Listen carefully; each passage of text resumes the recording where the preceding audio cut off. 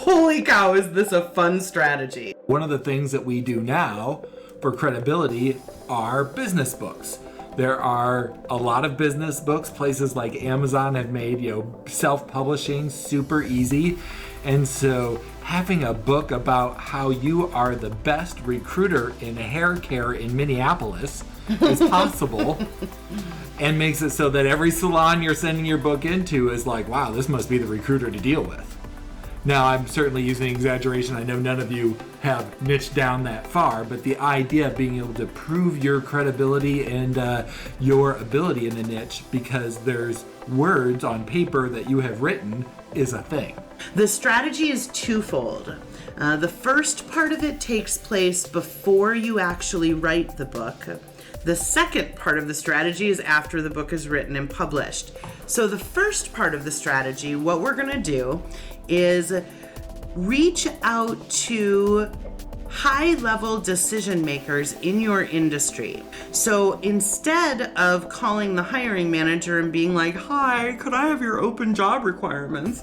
Instead, we can call them and say, hi, my name is Trisha Tamkin, and I am an executive recruiter in the tech space.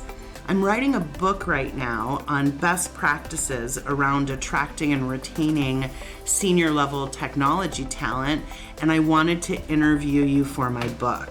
Now, we're going to deal in class with everything that you need to do to write the book and get it published. And I want to throw one thing out there. While we're going to talk a lot about ChatGPT, it does not require AI. No, it doesn't.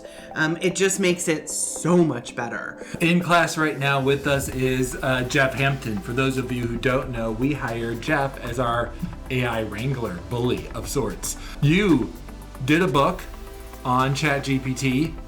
I didn't read it. Neither did I. But it certainly had an impact on whether or not you were hired for a role on, helping to teach people ChatGPT. Now, here's the thing. It was primarily written by your prompts, of course, and ChatGPT.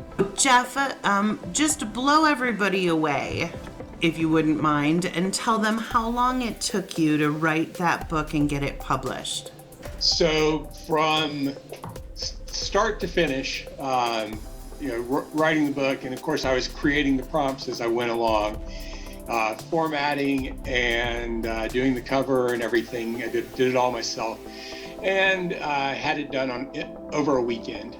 Over the weekend? Yeah. Over the absolutely. weekend. And I did a lot of other fun stuff too on the weekend too. It was probably 10 to 12 hours maybe. Jeff, you also were able to get it formatted so that it can be purchased on Amazon, right? Like it's for sale with on the Amazon. cover and like it's. Mm-hmm. Yeah, absolutely. And it's available paperback or Kindle. Have you sold any? Oh yeah, it's sold several hundred copies. It was the number one new release in the AI category for about 2 or 3 weeks. Guys, I want you all to hear what Jeff is saying. A weekend.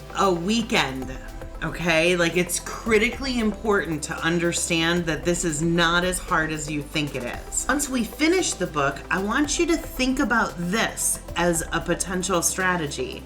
How about what I do is I drop ship from Amazon my book, or I buy a bunch of copies of it and I ship them myself. And maybe what I do is I handwrite inside the cover of the book, I'd like to talk to you about your hiring needs. And I put my business card in and I ship that out to 5 different potential hiring managers every week. The book is the door, opener. It's not, let me read your book and ensure that you have reached my, minimum levels of Dickenshood that I need in my reading.